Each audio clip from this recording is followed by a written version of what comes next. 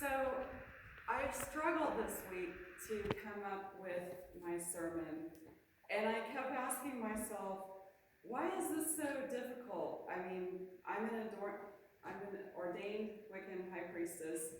I've studied female divinity most of my adult life, and I couldn't understand why I was struggling to write this all down, because I can usually speak on the topic, intuitively. And then I realized that's it. It's because so much about the divine feminine isn't known in our heads. It's felt. It's embodied.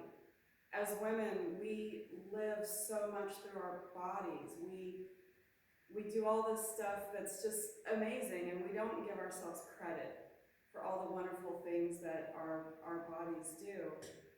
So I realized partly that was why I was struggling, was because so much about the experience of the divine feminine isn't easy to verbally talk about, because that requires some kind of linear analytical thought, and instead the divine feminine is felt in our bodies, in our hearts, in our tears, in our laughter.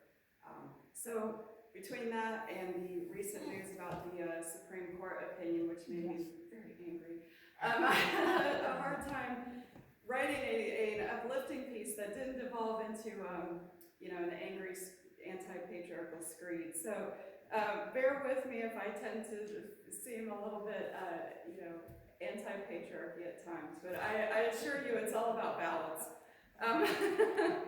So I found a quote, and I actually was going to put this in the call to action, but Loretta did such a wonderful job with the call to action, I thought I would just tack this on later. Any nation that does not learn to place women on the same pedestal of respect and dignity as men will never in 1,000 years attain greatness.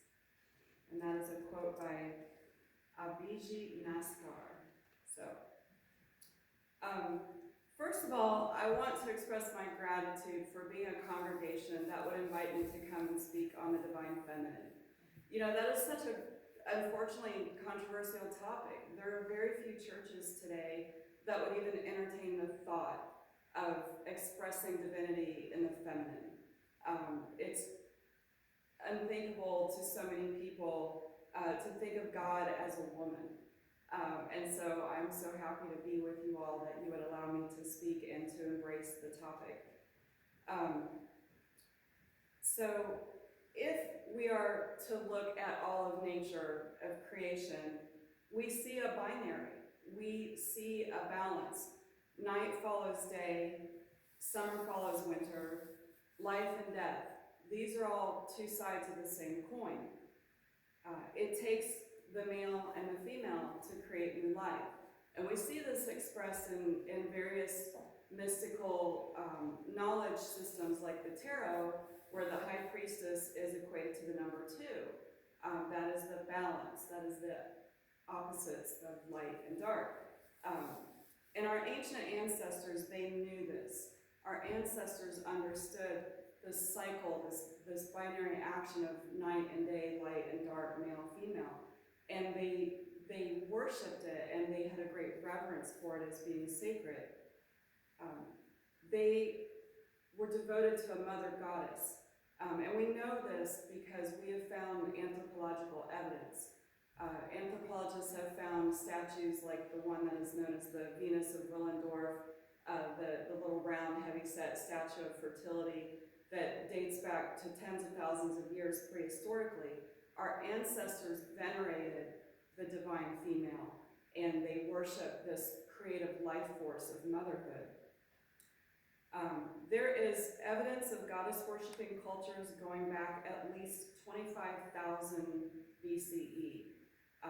In contrast, what we consider, ancient history, if we look at the Bible, that only goes back around 5,000 to 6,000 years ago. So when you look at the anthropological evidence of 25,000 years of human history, patriarchal monotheistic religions are relatively new on the scene, and yet we have been indoctrinated to think that they've been around for all eternity, because they don't want us to think about other ways of thinking, right?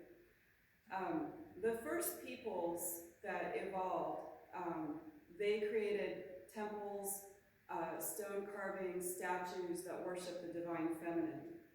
They followed the herds and the cycles of nature. They observed sacred patterns. They worshiped gods and goddesses that were based on the natural elements. We also know, based on findings of broken bones that healed, that they took care of those that were injured and they fed them. They did not leave them behind. They shared resources, and most tribal cultures back then were small and they didn't have concepts of property and land ownership, and so they were more peaceful. They didn't go to war as often as more recent civilizations. They knew that they had to coexist more peacefully in order to survive the elements of nature. They also had more leisure time than we do today. We know that they had more hours of time devoted to art and leisure and taking care of their families than modern working people. Even when people settled into the cities about 5,000 years ago and began forming governments, even then women often had great status in those societies. They were buried as priestesses, warriors, shamans, and rulers, and often were buried in lavish tombs if they were considered a great leader. Yet society in just the last few hundred years would have us believe that the subjugation of women has been around forever, and that's the natural order of things. Patriarchal culture points to everything from the biological evidence that men are physically stronger, to things like religious texts like the Bible and the Quran, to justify the oppression of women in society. Evidence that humanity once revered women as equal to men, or that goddesses were equal to gods, has been swept under the rug and usually not discussed outside of feminist circles or academic circles. Only in the most recent history has there been a more complete understanding. And we need to realize that much of what we think of as scientific anthropological knowledge about ancient cultures was written by men in the late 1800s through the early beginnings of the 20th century. Women were not allowed to be educated back then. So it was written from a point of view where there wasn't as much open-mindedness as there has been in the last 50 or so years. I am 53 years old. I was born in 1968. At the time that I was born, women could not receive an Ivy League education. They also could not get credit in their names. They generally couldn't buy a house in their own name without a male signing on. They generally couldn't have very lucrative careers. They couldn't obtain birth control. They could not secure their own reproductive rights. And that is something that, once again, we are struggling to make sure that we don't backslide into that, the bad old days where women did not have control over our own reproductive rights. It wasn't until the 1990s that spousal rape was actually outlawed in all 50 states. Up until the 1990s, it was considered a woman's wifely duty to belong to a man. So we really haven't come all that far, and yet we are kind of being dragged back into that past if we don't stand up and fight for our rights. And one of the ways that we can do that is to understand that this is a brief moment in history, but if we look at the broader evidence of all of humanity, it has not always been this way. And so we can go back to our ancestors and gain inspiration and respect for their ways of doing things. We know that prehistorically, women were largely responsible for the invention of agriculture. It was women that started noticing that certain grains grew in a certain spot, and that if they harvested those seeds, that they could convince those seeds to grow again. And they also are probably responsible for the invention of pottery and storage facilities. And as those things became more technologically advanced, storage facilities, the grain agricultural business grew up in places like ancient Sumer in the Fertile Crescent. and their society formed around agriculture and grain and granaries, and therefore they had to have some kind of system of counting, and that's how writing came about. They had to have a system, so they would mark things down on clay tablets, and that just sort of blossomed into the invention of writing. And we think that women were probably largely responsible for a lot of that. This all happened a couple thousand years before the Jewish civilization ascended. So the Sumerians during that time, they were very polytheistic. They had gods and goddesses.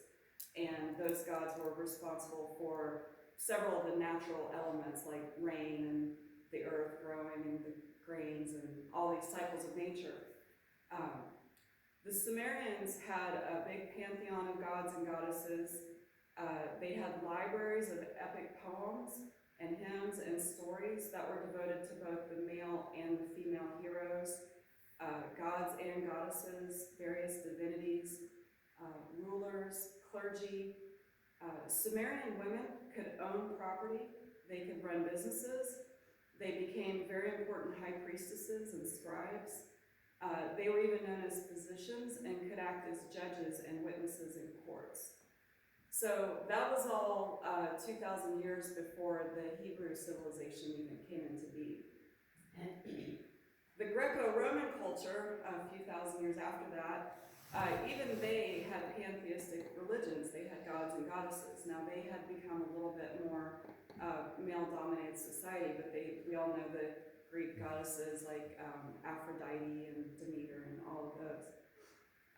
If we look to my ancestors, the Celts, I'm very much a Caucasian person descended out of British and Germanic cultures.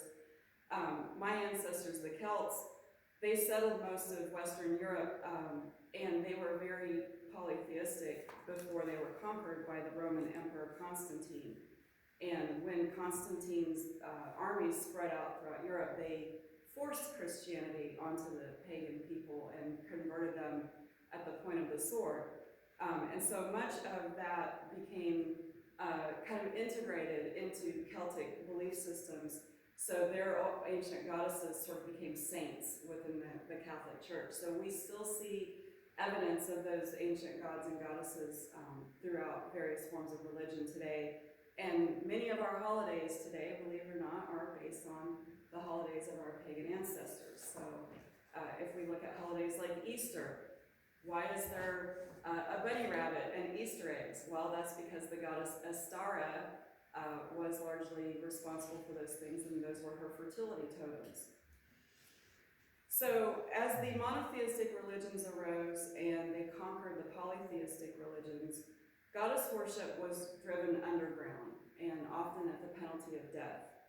To speak of the ancient mother goddess or to act out against the patriarchy was considered an act of heresy and witchcraft, and we all know what happened to the witches. There's a quote that says, "Do you ever wonder why we were taught to fear witches and not the ones that burned them?" You know, that's something to consider. Our tribal equalitarian cultures have been replaced by authoritarian hierarchical ones. They enforce their power through coercion and violence. Here in America, the colonialists, they were inspired by this idea of manifest destiny. That was the belief that God told them to come and conquer this land and take it, much the same way the Jews believed that they had a mandate from God to conquer the lands of Canaan and take it for themselves. So they fashioned themselves as modern day people that had a mandate from God to come into this new land and take it from the people. The Native Americans who did survive the genocide were forbidden from practicing their religion and from speaking their languages. They were forced into reservations and boarding schools. We know now that thousands of these children were murdered and tossed into mass graves. And this is why we have to be really sensitive as descendants of white colonialists when we look at other cultures like Native Americans. We need to be very careful about being respectful and not appropriating their culture and just taking it for our own. We need to be very respectful that certain things are their culture and we can't just like walk in and take and pick and choose from it. We need to be very sensitive to the fact that up until 1978, Native Americans weren't even legally allowed to practice their own religion. So these are things that we just need to be aware of. So why, besides they just wanted the land and they were greedy, why were the colonialists so hurtful and negative toward the Native Americans? Well, they could not live side by side with a culture that were pantheistic and revered nature and gave women equal rights. I mean, if they lived next to people like that, then our people might want that. Our women might want equal rights, and we couldn't have that. So, but as white women began to march for equal rights, the suffragettes, they began to march for the right to vote. And they realized that they had to look outside of Eurocentric white culture for inspiration. So suffragettes like Elizabeth Cady Stanton and Susan B. Anthony, they were very inspired by the Iroquois nation. They found out that the Iroquois passed down their lineage through the mothers. The children belonged to the mothers rather than in white culture, wealth and lineage passed down through the fathers, which is why it was so important in white culture for women to be virgins, because the men had to know that those children were theirs, because it was considered part of their wealth and their property. In the Iroquois, the children belonged to the mother because there's no question that the mother birthed the child. Women in the Iroquois nations could control economies. They controlled distribution of food and other resources. They made decisions about treaties. They had input into whether or not they would go to war. They made other political decisions. And if it was found that a chief had disrespected a woman, the women could demand that he be replaced. So women were much more equalitarian in the Iroquois nation, and that inspired the suffragettes to base a lot of their demands on that. So if we look at our world today, we see war, strife, climate change, turmoil. We have never before been on the brink of disaster as much as we are now. If y'all know about the doomsday clock, which is a theoretical clock that ticks closer to midnight every time there's violence or climate change or things like that, the scientists are saying that doomsday clock is closer to midnight than at any other time in our history. We know that we are about 4 or 5 more degrees of global warming away from just complete disaster. And we're already seeing refugees of climate change. And there's a fantastic movie about this called Children of Men, if you ever get a chance to watch it. It's a science fiction movie that's becoming more and more not fiction. And it deals with refugees and climate change and all of that. So our planet is facing an unprecedented global disaster from war. I mean, we're seeing wars crop up everywhere. The one that's on our minds the most right now is the war in Ukraine and the aggression over that. And a lot of the reason that Putin wants Ukraine is that it is the breadbasket of Europe. They grow a lot of grain, and it would open up ways for them to export more oil and control more resources. Again, it's people just fighting over land and resources, the same as it's ever been. So how do we bring the world back from the brink of disaster? We can bring us into balance. Yes, we can venerate the male, and I'm not suggesting that we blame men for everything. Obviously, I love men, and you know, they are my brothers. I don't hate men. And feminists get a bad rap for being, you know, like a man-hating feminist. But somebody said, you know, I don't know what it is to be a feminist. All I know is I get called that whenever I have an opinion that differentiates me from a doormat. So we have to bring the world back into balance. And how do we do that? It seems so overwhelming. I don't know how to solve the crisis in Ukraine. I don't know how to single-handedly secure women's reproductive rights. But Gandhi said, if you want to change the world, you have to first start with yourself. And that's all I know how to do. is to try to bring balance and healing to myself and to let that ripple out to my friends and loved ones. And to me, part of that is to embrace that divine feminine within myself, to reclaim that power within myself, and to go back to my grandmothers, my ancestors, and all the way back to the great goddess herself, and bring that divine feminine energy into me and help me radiate that throughout the world. So what are some other ways that we can resist the patriarchy and bring balance and peace and healing to the world? Every day we can meditate and pray, and as we do so, we can welcome the wisdom of the goddess into our hearts. She may not speak literally with words. It might be a feeling. It might be a gut instinct. It might just be the feeling of a warm hug coming over you. Sometimes goddess or our female ancestors speak to us in our dreams, and we can interpret those dreams. We can keep dream journals and write them down. Sometimes, for those of us that have complicated relationships with our female ancestors, we have to understand that they are products of their time, that they were raised within a culture that oppressed them as women, and that now that they have gone beyond the earthly plane, they might be in a completely different place to share their wisdom with us.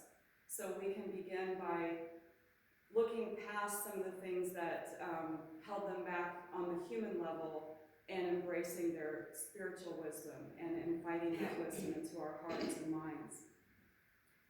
And then if we go all the way out and look at the big, big, big picture, we can welcome various forms of the Mother Goddess into our lives. And you may know various versions of Mother Goddess, such as Isis, the goddess of love and magic. Isis was the protector of women and children. You may know that Isis was part of the fertility cycle of the Nile. When her husband Osiris was killed and his body was scattered into many pieces, Isis went out and gathered up all the pieces together and did a ritual and helped him become reborn. And that's the cycle of the Nile, of it flooding and the grains, and then they die back and then they come back to life again. Isis was a goddess of magic and life, and she was known as a protector of women and children. Demeter was the Greek goddess of the grains. She was responsible, or Ceres was the Roman version. She was responsible for all the grains and things that give us life on this planet.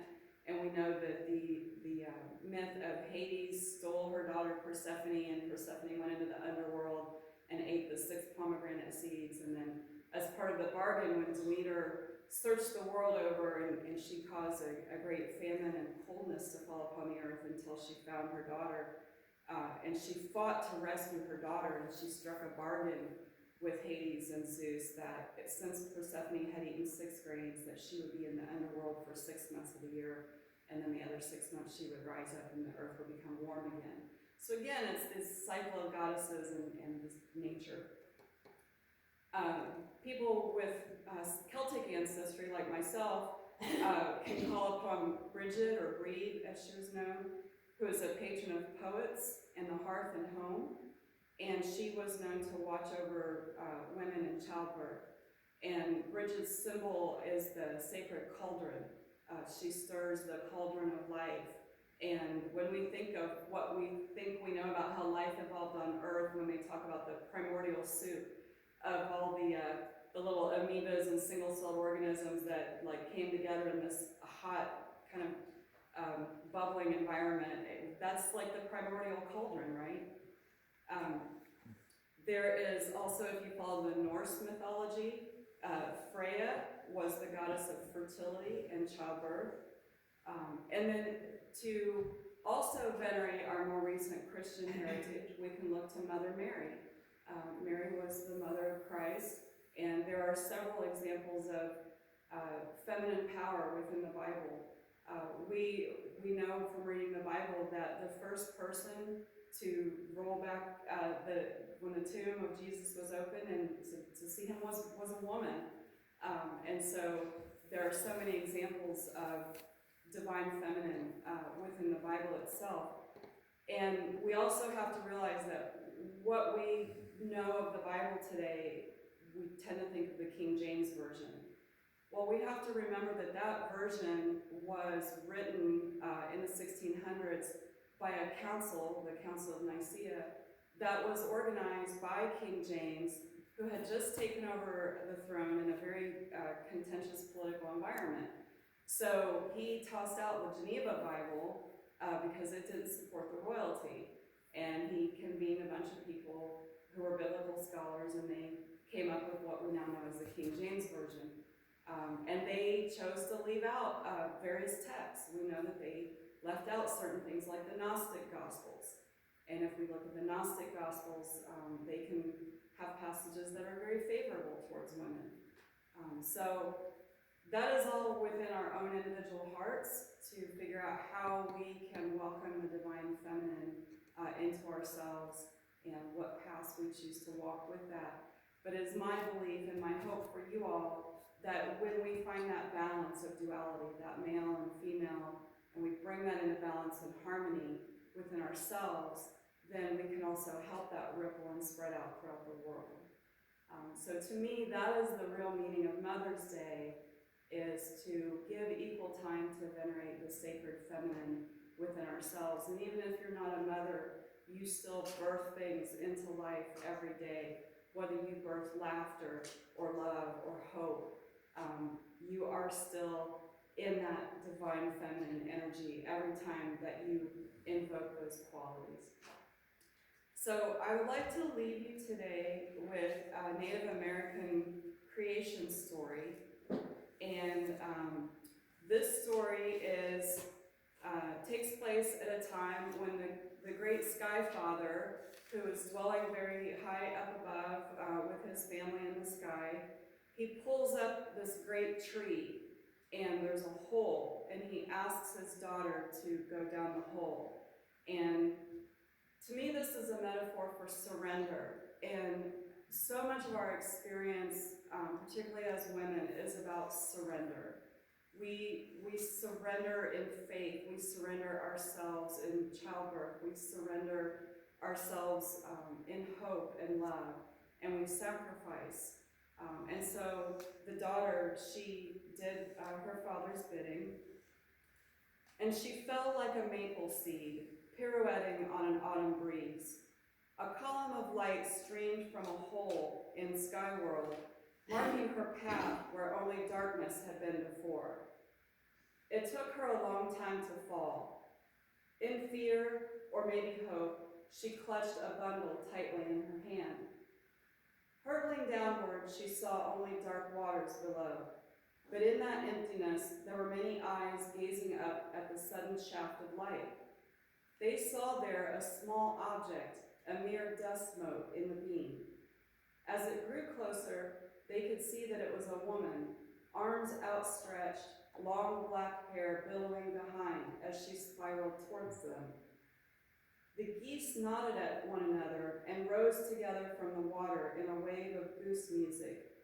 She felt the beat of their wings as they flew beneath her to break her fall. Far from the only home she'd ever known, she caught her breath at the warm embrace of soft feathers as they gently carried her downward, and so it began. The geese could not hold the woman above the water for much longer, so they called a council to decide what to do. Resting on their wings, she saw them all gather: loons, otters, swans, beavers, fish of all kinds. A great turtle floated in their midst and offered his back for her to rest upon. Gratefully, she stepped from the goose wings onto the dome of his shell. The others understood that she needed land for her home and discussed how they might serve her need. The deep divers among them had heard of mud at the bottom of the water, and they agreed to go find some. Loon dove first, but the distance was too far, and after a long while he surfaced with nothing to show but for his efforts. One by one, the other animals offered to help: otter, beaver, sturgeon. But the depth, the darkness, and the pressures were too great for even the strongest of swimmers. They returned, gasping for air with their heads ringing, and some did not return at all. Soon, only little Muskrat was left, the weakest diver of all. He volunteered to go while the others looked on doubtfully. His small little legs flailed as he worked his way downward, and he was gone a very long time. They waited and waited for him to return, fearing the worst for their relative. And before long, a stream of bubbles rose up with the small, limp body of the muskrat. He had given his life to aid this helpless human. But then the others noticed that in his paw was tightly clenched, and when they opened it, there was a small handful of mud. Turtle said, "Here, put this on my back, and I will hold it." Sky Woman bent and spread the mud with her hands across the shell of the turtle. Moved by the extraordinary gifts of the animals, she sang in thanksgiving and then began to dance, her feet caressing the earth. The land grew and grew as she danced her thanks, from the dab of mud on Turtle's back until the whole earth was made. Not but Sky Woman alone, but from the alchemy of all the animals' gifts, coupled together with her deep gratitude. Together, they formed what we now know today as Turtle Island, our home. Like any good guest, Sky Woman had not come empty-handed. The bundle was still clutched in her hand. When she toppled from the hole in the sky world, she had reached out to grab onto the tree of life that grew there. In her grasp were branches, fruits and seeds and all kinds of plants. These she scattered onto the new ground and carefully tended each one until the world turned from brown to green. Sunlight streamed through the hole from Sky World, allowing the seeds to flourish. Wild grasses, flowers, trees, and medicines spread everywhere, and now that the animals too had plenty to eat, many came to live with her on Turtle Island. And I will leave you with one last quote by Maya Angelou, and she said, "Whenever a woman stands up for herself, even perhaps unknowingly, she stands up for all womankind." Thank you all.